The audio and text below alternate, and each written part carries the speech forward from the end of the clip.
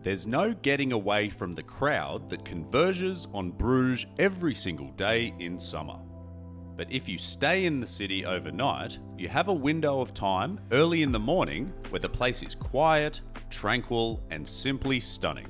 At night, the crowds also thin out eventually, but for a small city, it actually handles the daytime crowds quite well.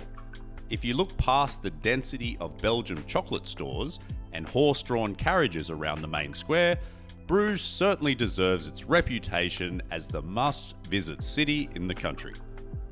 You'll find a lot of hidden spots where the canals, trees, and old buildings create a picture-perfect scene, and even on the busiest days, there are some gems to be found.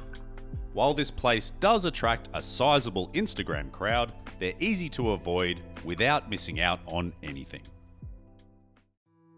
The entire city centre is a UNESCO World Heritage site, so you will not find an easy place to roll a suitcase.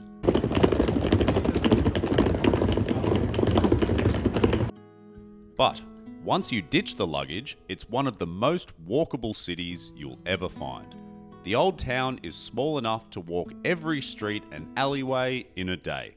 And if that is all you do when visiting, you'll leave feeling pretty satisfied with your experience. But there's a stack of great activities to do in the city, and we'll cover a few later in the video. The Market Square is the central hub and is a great introduction to the city when you first arrive. Around the edge, you'll see rows of colourful guild houses that are now mostly restaurants and gift shops. The Provincial Palace is on one side, which is a grand structure that really catches the eye, but it's at the end of the square where you'll find the Belfry that really dominates the skyline. If you want to climb to the top, it's 366 steps in a narrow spiral staircase.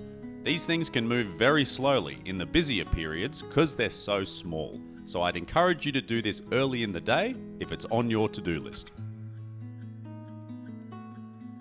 While on a much smaller scale, the nearby Burg Square is another must visit. Here you'll find the 700-year-old City Hall building and museum, but tucked in the corner is the Basilica of the Holy Blood. This is a 12th century chapel that houses a cloth that claims to be stained with the blood of Jesus Christ, which was brought back from the Crusades. Really not sure how I feel about this. Walk across town to go into an old building to look at a smear of blood. Let's see it. Yeah. And verify. Yeah. Now, I'm not a particularly religious person, and I'm very skeptical of the authenticity of things like this. But the chapel itself does have a certain atmosphere to it that is worth experiencing, and viewing the cloth up close did give me that heavy feeling you get when standing in front of something that is significant to a lot of people. It's free to enter and a quick stop, so I would encourage you to visit the chapel at a time when the cloth is on display.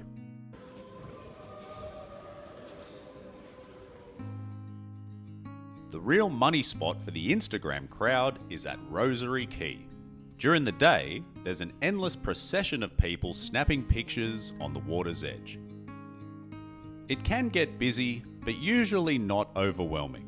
But if you're staying in town overnight, it's almost deserted here until later on when the day trippers start to arrive. It's a beautiful spot that is best enjoyed in the peace and quiet of the early morning hours when the water is calm and glassy and you can enjoy that view in your own time. This is also where the canal boat tours leave from, if that's your thing. But once these start zipping around, that calm glassy water will be gone until the evening. But there really are beautiful spots all over this city, so do some exploring and see what you find. So just to make the point, we've walked all of 20 metres and we're on another bridge, and the view here... Nicer. I think so. You got the boats, you got the flowers, you got another cool looking tree, you have another big ass church in the back, which is actually where we're going. We're going next. Yeah. There's a Michelangelo sculpture in there. Yeah. If you're enjoying the video so far, be sure to hit that like button and subscribe to the channel if you're new here. The full Belgium road trip video is coming soon, so don't miss out on that when it's released. You'll also find some useful resources and links for Bruges in the description below.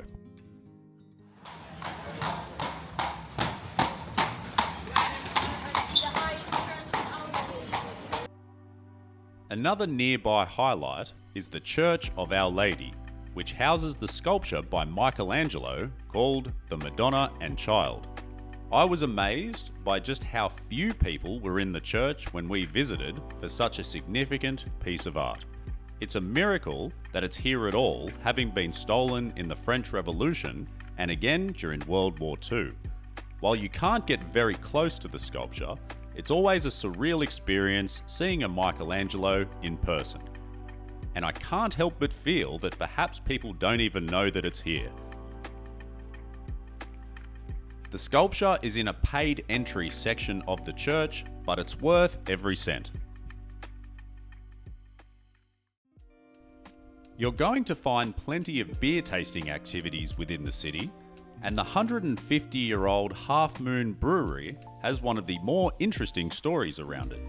Because the city centre is a protected heritage area, they had to build a 3-kilometre underground pipeline to get the product from the brewery to a bottling plant outside the city once demand outgrew the original location.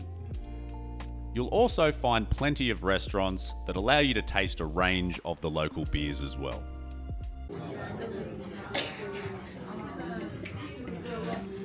It looks really good. I mentioned earlier the abundance of chocolate stores in town, but also make sure you don't miss out on the merveilleux, which is a traditional cake that is made from a combination of meringue and whipped cream. You may have seen these already if you watched my Gent video, but you can also get them here in Bruges.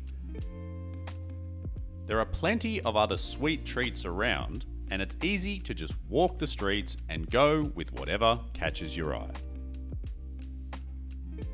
Just a quick word on the local hotels.